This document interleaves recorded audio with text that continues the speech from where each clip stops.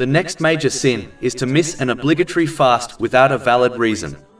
In fact, this is so serious that the Holy Prophet Muhammad, peace and blessings be upon him, warned in a narration found in Sunan Abu Dawood, number 2396, that if a Muslim does not complete an obligatory fast without a valid religious reason, they will not be able to completely make up for it, even if they fasted every day for their entire life. A valid excuse includes being so sick that if one fasted, it would make them worse. Chapter 2 Al-Baqarah, verse 184. Fasting for a limited number of days.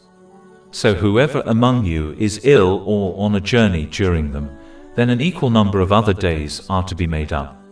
And upon those who are able to fast but with hardship, a ransom as substitute of feeding a poor person each day. And whoever volunteers good, i.e. excess, it is better for him.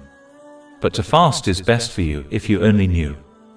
Over 400 free ebooks, audiobooks, infographics, podcasts and blogs available on our website, www.shakepod.com.